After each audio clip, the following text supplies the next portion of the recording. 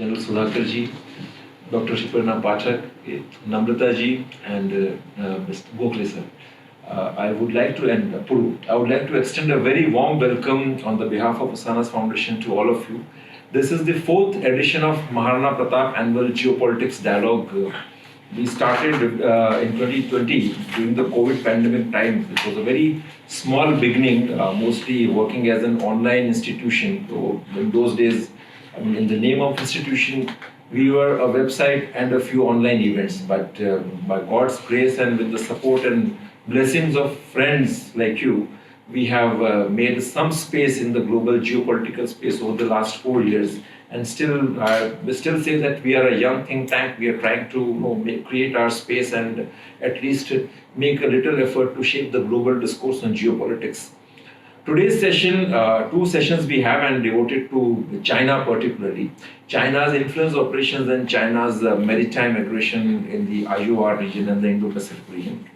The reason for keeping these sessions as closed door is that we have very eminent delegates coming for the conference tomorrow and day after. But we wanted to have some concrete discussions on these 2 particular topics, which are very pertinent and very critical to India's security challenges. And sometimes, due to some obvious reasons, we cannot have a very open and candid discussion on these critical security-related issues in a very open forum. That's why we wanted to have this discussion. And China certainly is a very paramount and a very critical security challenge for India, and definitely a very complex and a highly layered problem. So when it comes about China, I generally refer to its behavior in the past. Even during the times when the entire Asia was being colonized and China was in a very bad shape, even in those times, the Chinese state, the Chinese aristocracy, they could avoid the dragnet of the colonial empire and they could play some nice diplomacy, particularly the entire brigade of those Confucian-styled aristocrats which China had.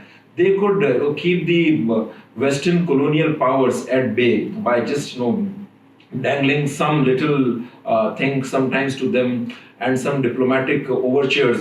Like initially in the beginning, they would say that, well, the king doesn't meet anyone because the Chinese king is like, the king of the Middle Empire, and you cannot have ambassadors. Ambassadors from heaven. Yes, ambassadors are generally between countries who are at the same level, but we are already at a much higher level, So the foreigners, the Western powers used to think that, well, a country, which has such a huge confidence, to say that, well, you cannot have an ambassador because you're not equal. They must be having some real concrete power. Even when the Westerners came and showed their technological innovations to them, Chinese would say that, well, been there, done that, this is nothing. And that was all just a drama. They used to fail, because they knew that internally they were very weak. But finally, after all those, struggle and all those, diplomatic hard bargaining, the Britishers, invaded, and the East India Company, that they were famous China wars, the Opium Wars.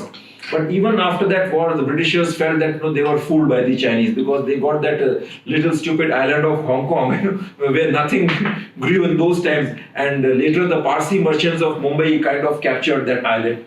So the Chinese, by the sheer dint of their diplomatic acumen, they could escape that thing. And then finally, after 1947, when decolonization was happening across the world, China was in a very bad shape, economically, socially. They were going through a severe internal churning. But even in those times, just through their psyops and influence operations, they could give a beating to the Americans, particularly in the Korean War, later in the Taiwan Straits. So we see that the Americans, even in those times, in 1950s or 60s, they had some kind of an awe regarding China. They knew that China was a weaker power, but they were very curious about China and they wanted an outreach. And later we saw that Mr. Henry Kissinger, through the help of Pakistani Premier Ayub Khan, made an outreach to China. And Henry Kissinger says that, I'm as if, when he was flying to China on that secret mission from Pakistan, they felt that he was ill and, he was taking some rest in Muri, but he was basically flying to China. He said that, well, I'm flying to China on some kind of a divine heavenly mission, just aiming to change the shape of the world history, something like that. And so basically Chinese, still once again played their game, and they could trap the Americans and world. about the real happening or what was going on ground, why did that happen. After that, we have seen Demchok, Devsan, and what is it going to go from here. Everybody is aware that there is it's a difficult, dire situation for us to believe China if they are going to maintain sanctity on border. And we should be preparing ourselves for any next skirmish, any moment. So this is a given. Now, how China sees India, they don't see us as a weak power. That is given, and that they know, yes. But they see us as a very undecisive power on border, in the maritime, in space, in critical and emerging technologies, as we discuss and move forward. So we have to challenge, we have to come out with our strategies. I'll open the questions to my fellow panelists about each of these and how do we counter from becoming undecisive to decisive power. And China should know this is where they can challenge us, this is where we can challenge. And going forward, there's a caricature, a Chinese caricature, AQ, or the AQ mentality, which Chinese sees us. What does AQ or the cartoon or the caricatures is basically a human who is bashed by other peer group friends and likewise, who are superior to him. And he feels very nice about this. So that's how the Chinese see Indians. Going forward, and as I look mostly towards India-US relations, US-Africa relations, broadly speaking, the Chinese mentality, that is not 4 years, that is not 5 years. How they, especially Trump 2.0, another 4 years. When I asked, candidly speaking to them, some of the Chinese, they said, that's not a worry. Why? Because they see it 10 years and not 4 years. So this is a problem when we are looking at another 25 years. When we want to become Viksit Bharat, Chinese are going to be a problem for them, for us in that regard.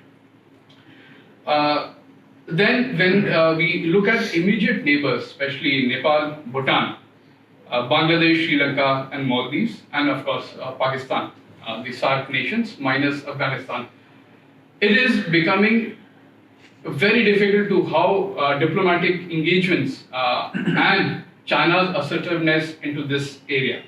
How they are coming in with listening ports, how they are coming in with their Belt and Road Initiative, the CPEC, and the other engagements. So this has been a backyard for India, and this is becoming even difficult as we proceed ahead. 4 thematic areas that I'm going to broadly touch upon are diplomacy. 3rd, academic and intelligence operations, especially in India and South Asia. And the 4th and lastly, security and geopolitical concerns.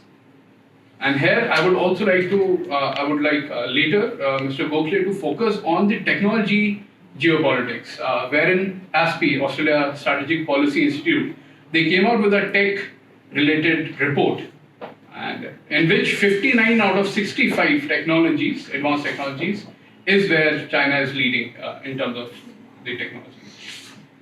So with this, broadly, what can we do? China's influence is rising in South Asia, how to counter that? India's neighbors are aligning more closely with China, what to do next?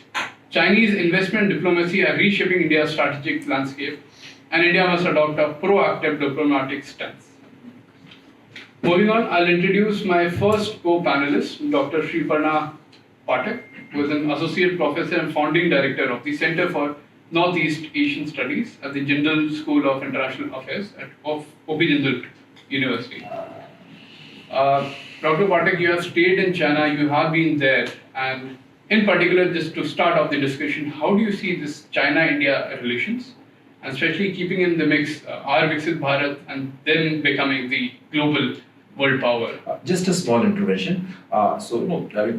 The main theme of this session is China's influence operations. So I'll request the moderator as well as all the speakers, to keep their focus and the prime focus, the thirst on the China's influence operations part. So for that reason, I guess we have experts. So I leave it to their discretion to decide what falls in that China's influence operations domain, and also request you to stick to the time limit also, because we have another session which will start at 6 and something like that. Yes, please. Okay. idea. And I'll pick up from what Abhinav said and what Puru said. China has a layered geopolitical mindset. He's right in saying that. It's not just one layer. It wants to be the hegemon of the system, which is why it will push its influence through various layers. That'll also include geopolitics.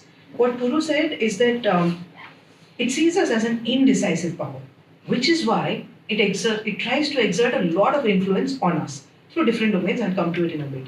Because when one is indecisive, it is very easy to turn that person or that country into brainwashing, basically. So, which is why it will try to affect the Indian psyche or the Indian mindset, which will ensure we give up our economic gains. We basically don't become a Viksit Bharat. So, if you just look at the last year, 2024, from January 1st to December, China or associations associated with the United Front Works Department, which includes the Consul General and the Ambassador, they've engaged in a lot of outreach activities. Now, that could be public diplomacy, which Sir has also done. But the problem here is when it can be identified that it's not just public diplomacy or pushing for better relations, but it is very tacitly pushing the fact that China should be the leader of the international system, India should support it, or India should not align towards the West. That is where things start going wrong. Because then it's brainwashing, influence operations, smart power, one might say many different things. So I just prepared this table, and I know I'm not being able to show it to Nitin Gokhale sir and to Namrata. This goes on into 19 pages. Right? The sorts of things which has happened from January to December. I'll quickly mention just a few. Events organized by the Chinese embassy or the consulates of the PRC. They had a Dwarkanath Kurnis memorial in which Chinese officials deployed in India. They've started actively commemorating Dr. Kurnis, who was a renowned Indian physician who aided China during its war against the Japanese aggression. And on May 24th, Chinese State Councillor and Foreign Minister Chin Kang, he met with Dr. Kurnis's relatives and Indian youth in Goa. Fair enough. Mr. Chin highlighted Dr. Kurnis's contributions and China-India friendship. He urged the youth of both the countries to promote more cultural exchanges.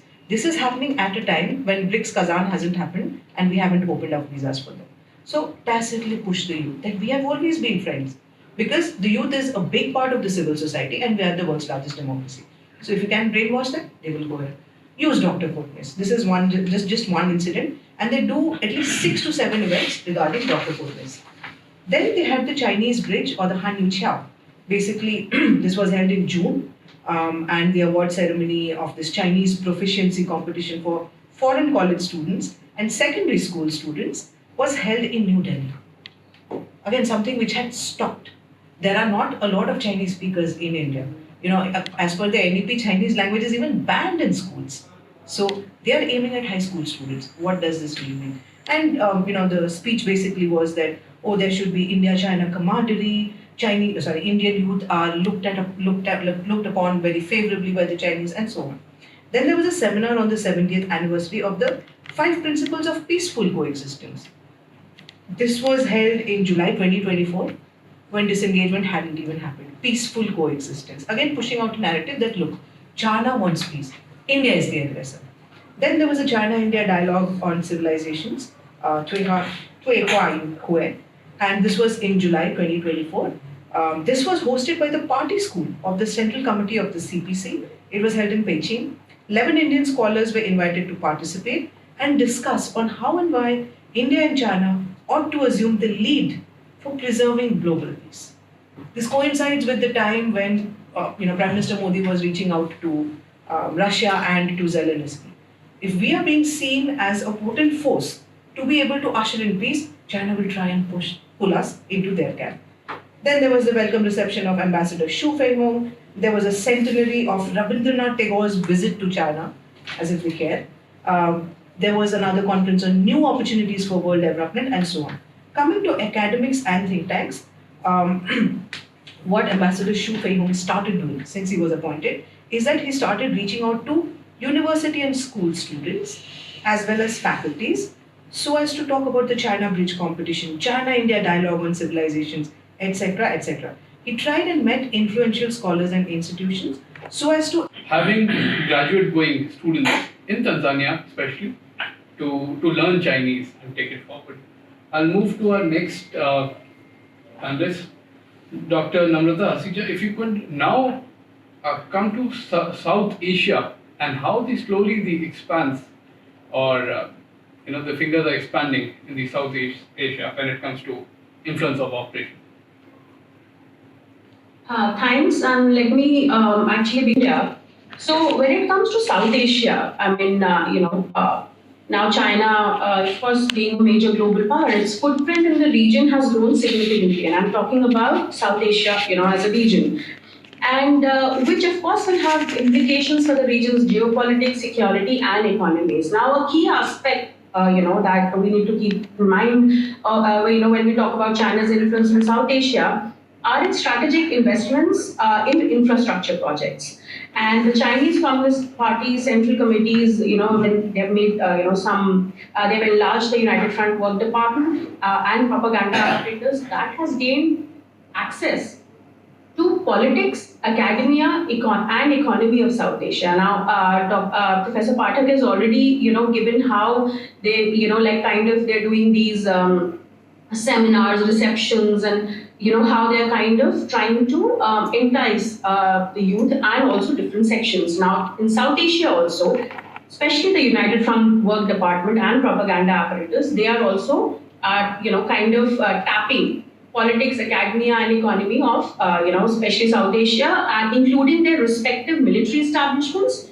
So now the Belt and Road Initiative, comes handy here. They've invested billions of dollars and been the primary instrument facilitating China's ingress into various economies, and over the period of time saddling these countries with a debt burden that they cannot repay without negotiating the handover of sizable chunks of territory. Sri Lanka is a perfect example of that. Now, while of course investments like the BRI, which is involved primarily in building roads, railways, ports, etc., are projected as having potential to boost economic development in the region. That's how it's projected. They have also, of course, raised concerns about debt sustainability and strategic implications. Like I gave example of Sri Lanka, Hubble Tota port. So we all know that. I don't have to really repeat, that. Then China's growing military presence in South Asia, particularly its close relationship with Pakistan. Now that has implications for the regional balance of power. Now we all know China's military aid support to Pakistan is well documented. I don't have to go into details about that. It of course includes sale of advanced weaponry, joint military exercises. We have seen exercises that are happening at the border between India and Pakistan also.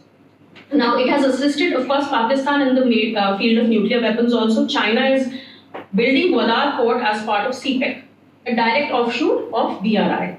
And, it did not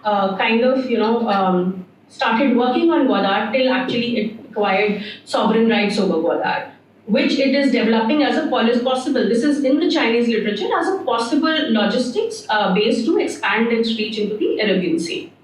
Now, how do Chinese operate? China uses many platforms to acquire and perpetuate its influence in the countries that are its targets. We are talking about South Asia here. So among those with extensive popular reach, of course, Sriparna has already mentioned that is media, industry, academia, and Chinese, and they're promoting Chinese language and culture. So they're using Chinese language and culture. Confucius Institute is another example how they are doing this, doing their influence ops.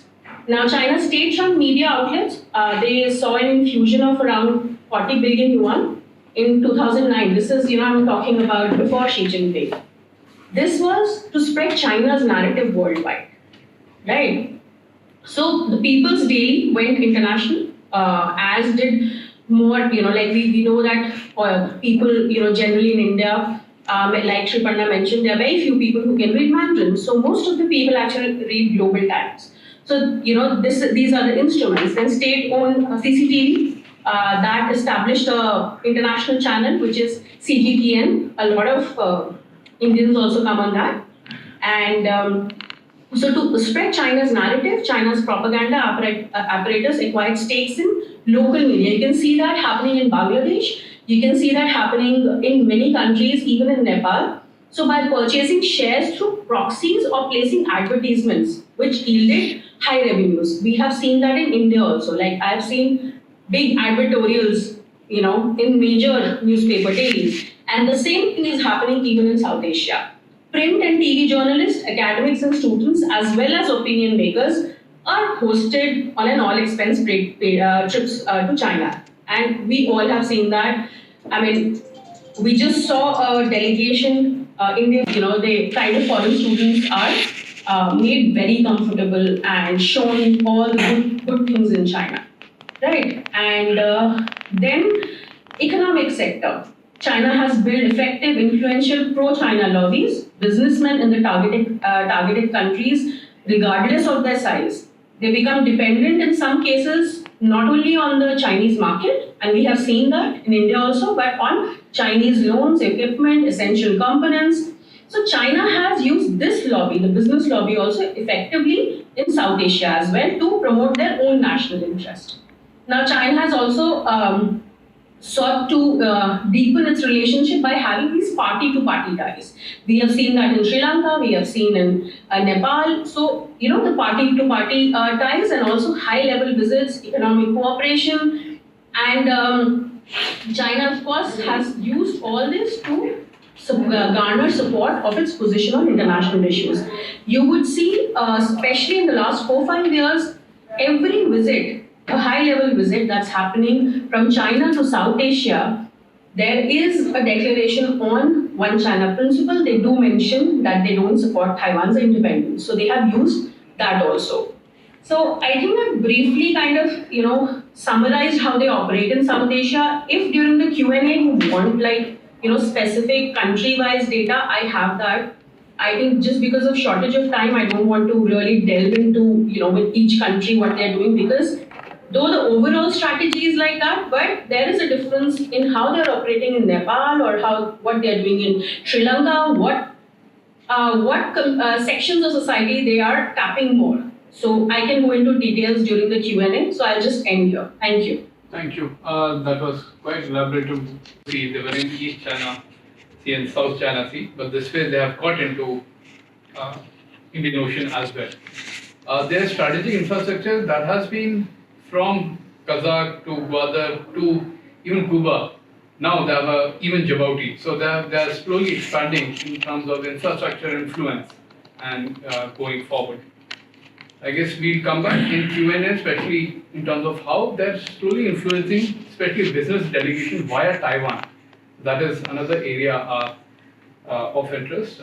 Moving on from here, I will come to Gokhale. If you can focus on especially defense, newer age technologies, space, and through that, how the influence is increasing globally. Over to you. Well, thank you very much to Analyst. Have elaborated quite well. But I just want to take 2 or 3 minutes to point out something and play devil's advocate in this. Influence operations are not new. All nations use it. Let's look at India's own history. Russia and US have used it extensively in India. If you look in our archives, if you go to Ambassador Tribunal will tell you, but if you look at Russian toolkit, I believe my assessment is that Russians are still way better than the Chinese as far as influence operations are concerned. We are now focusing on the Chinese because they are right now our principal adversary, our main adversary. Therefore, we are looking at it. But we don't look at the US, who I feel are much more perfidious, much more unreliable, and have had extensive network of influence operations by spending billions of dollars in India and in South Asia. And it's all unraveling, as you can see, with the USAID thing, all the names coming out, all the money that is coming out. It was a mix of the two, USAID. I'm not demonizing USAID, but let's not forget that all nations do it. It's our fault, India's fault, that we haven't done it the way we needed to do it in our neighborhood or otherwise. Because I feel that influence operations are the new standoff weapons in wars. We have General Sudhakarji here. He will understand what I mean by standoff weapons. You look at it from any angle, they are the most effective, cost-effective weapon today. It can start before the kinetic war begins. It can happen during the war, kinetic war, and after the kinetic war. And now that is being used as a strategic communication and tactical communication is used as a weapon of choice in a hybrid war. And Chinese are now getting very adept at it. I think the figures have been given. Xinhua has a Hindi edition of its website. It tweets in Hindi. It writes articles in Hindi because it knows the large population in India is conversant with Hindi. Do we have that counter to do something similar in China? Can we penetrate WeChat or Weibo? We can't. So there is a asymmetry as far as influence operations are concerned. Let us look at what tools they apply. I mean, of course, you have what you call the technology race that China has more or less gone ahead of rest of the world, except for the United States perhaps and some countries in Europe. And India is actually nowhere to be seen as far as the rankings are concerned, as somebody has pointed out. SP's report clearly tells you where we stand. The point here is that influence operations are used, as has been elaborated earlier, to soften up the population. Ultimately, nations fight wars, not just the military. And if the nation's will is subverted, if the nation's population, which is the center of gravity, is subverted, then it's easy to win that war or at least sow seeds of doubt in the population, especially in an open society like India, especially compared to China's society, which is so closed and so controlled. Therefore, it's not something that we have full control over. And they're following what the Russians did earlier. The Russians have demonstrated this same thing, I must point out again, in Ukraine. In 2014, when they annexed Crimea, or 2015, after Crimea's annexation, they have used the technique of what I call reflexive control on the Russian-speaking population in eastern Ukraine. And when they launched this operation on 22nd February 2022, the population was ready for a Russian, I won't call it invasion in their language, but Russian invasion, certainly Russian aggression.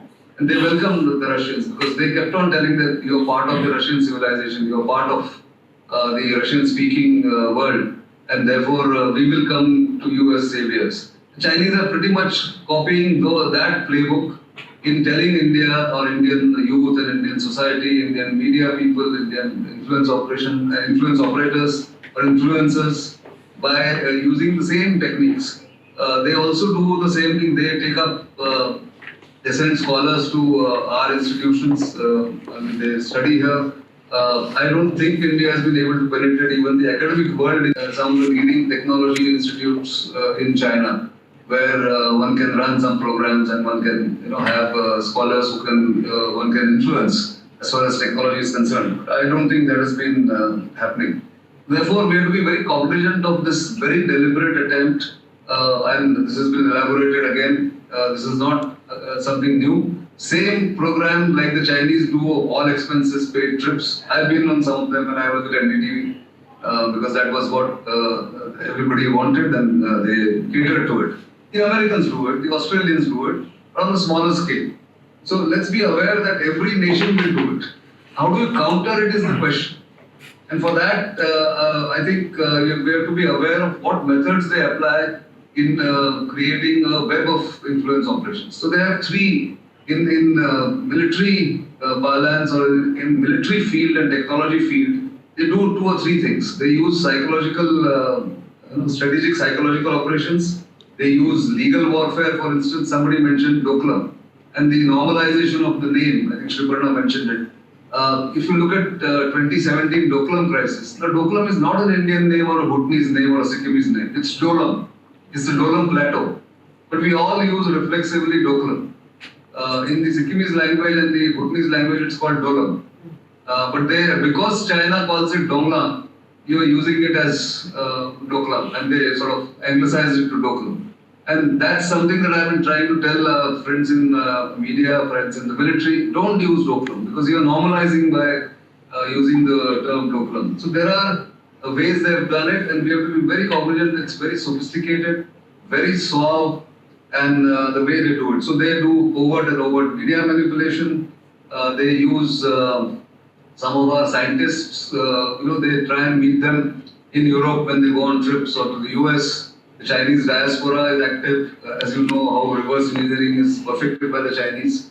Nothing wrong in doing that, but they steal technology, and something that our people are aware of but are not able to absorb the Chinese ways. And I am not saying that we have to steal technology, but at least absorb some of the technologies in which the Chinese are ahead, acknowledge it, and then see whether we can counter that.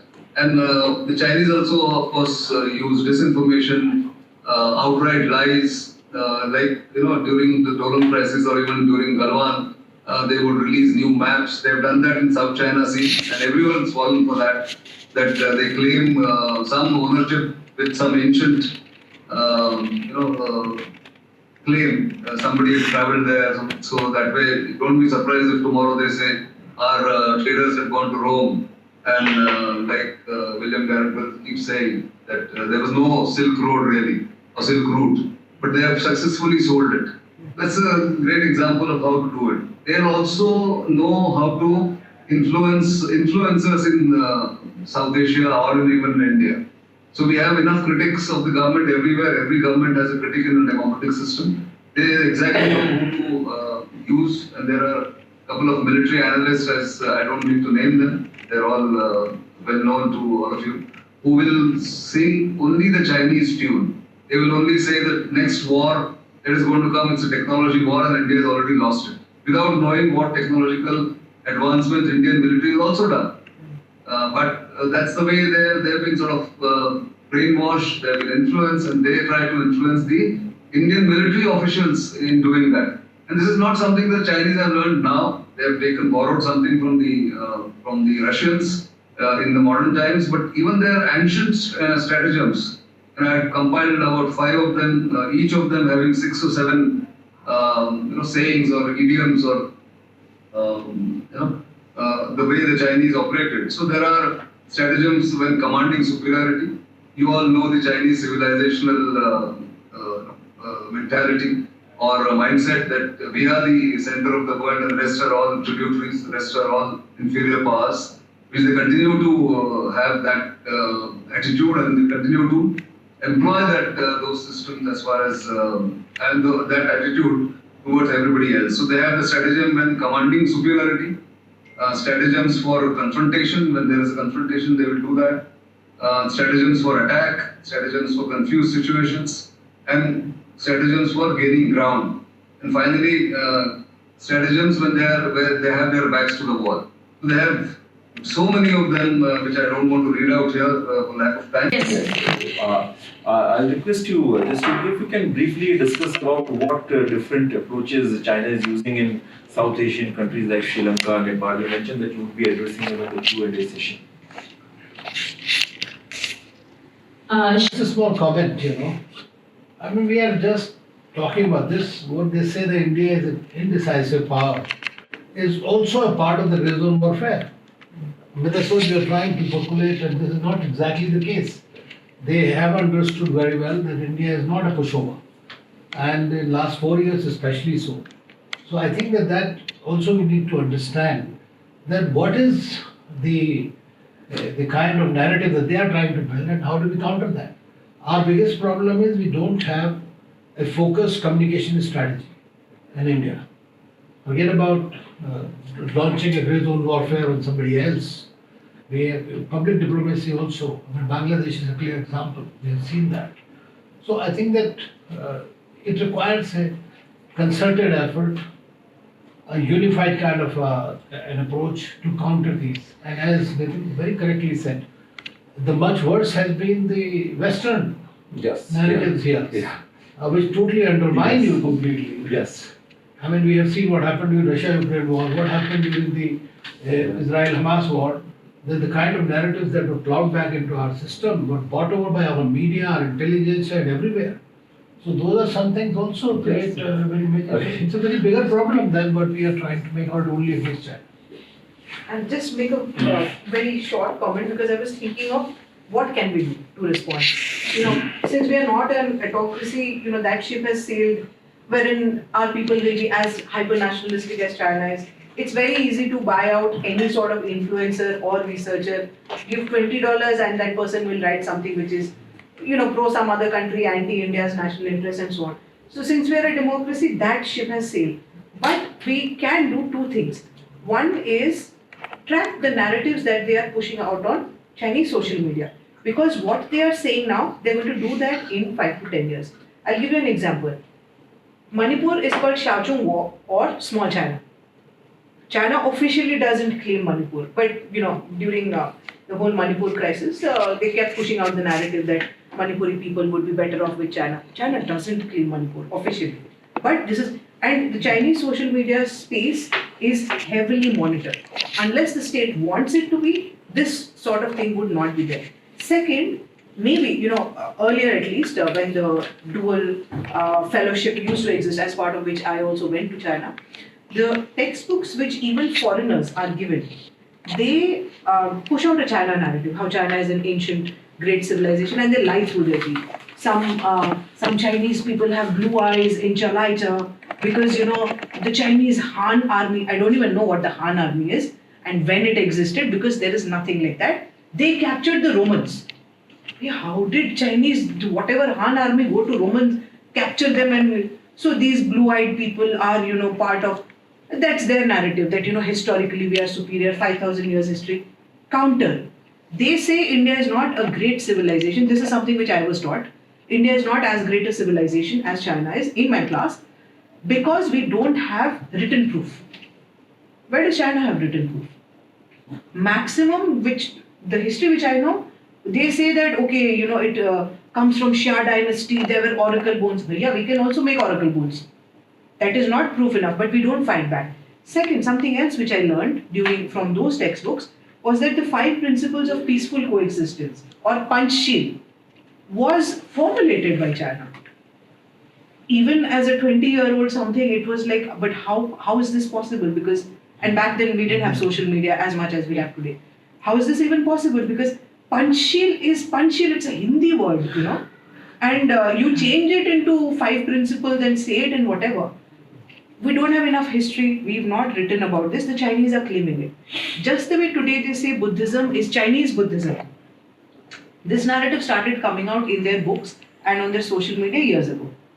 Now let's track whatever else they are churning out, and before their state can act, let's act. India is doing quite a lot of things in the realm of Buddhism because Buddhism is ours. But maybe it's a bit too late. We should have started off earlier. So I was just thinking, what can we do? Because we are a democracy, we can't buy out people. Even if we make the Chinese come and visit a lot of places in India, they will still churn out the nonsense that they want to about India and India as a lesser power. Defense is the only thing which I can think of, unless we can technologically be superior to them. No, one very simple thing, if I can suggest, 50, 60, 70 people from the army and from the defense forces and the diplomats, former diplomats, who are going and rattling narrative after narrative outside, whatever they feel like, read newspapers and then talk. Nobody talks. I have been suggesting that let there be a monthly meeting with these chaps only. They are all patriotic people. Get them and tell them what is the government's policy. Exactly. Defense and the Ministry of External Affairs can jointly do that. What's the big deal in that? At least you have a unified approach to things and discussions. That is something, a small thing we have not been able to do. So that is something clear. That 5,000-year civilization that they started saying after Chiang Zaman actually visited Egypt. Before that, they were a 3,000-year-old civilization. But they changed that. Anyway, just on the lighter note. Well, see, I would say different. They target like different areas. When like in Nepal, Sri Lanka, they're using Buddhism to extend and consolidate its influence. That of course they can't use in Bangladesh. Now Bangladesh, what they are using is this Smart Bangladesh project that basically was this thing by Sheikh Hasina. So they're actually in Bangladesh, it's Huawei and ZTE that are kind of being more active rather than the other distinct sectors. Now there, what they're doing is that Huawei and ZTE are the ones who are giving scholarships, who are also kind of mentoring this China-Bangladesh Friendship Association that is there. So they are more active there. Now, like in Nepal and Sri Lanka, I said it's more about Buddhism. Now, there you actually, for Nepal, the United Front Work Department, they actually set aside, I think, around $3 billion to develop Lumbini through a front organization, and it was APECF. Now, many Nepalese were, part of, this organization. And in fact, there were a few Indians also who were part of this, organization. And it was, of course, an NGO. And they were being paid very handsomely. And they, wanted Lumbini to become a pilgrimage site and, have infrastructure, highways, hotels, this and that. So, this is how they kind of, use different ways. So every kind, though the larger picture is the same, but they target different areas. That's what, like Sri Lanka, they're also doing a lot of MOUs with the universities, and they're doing for the Indian Ocean and all these, especially deep sea explorations and all that. So like different areas, and they are doing that. So just because we are running out of time, So thank you very much. Since we are running a little late for the second one, we'll push off for the second one. I'll hand over to. Thank you. Thank you. Once again, Abhinav, thank you very much and congratulations for hosting the 4th Maharana Pratap annual Geopolitical Dialogue. And I'm sure that these 4 you have established yourself. You don't have to say that we are still for your.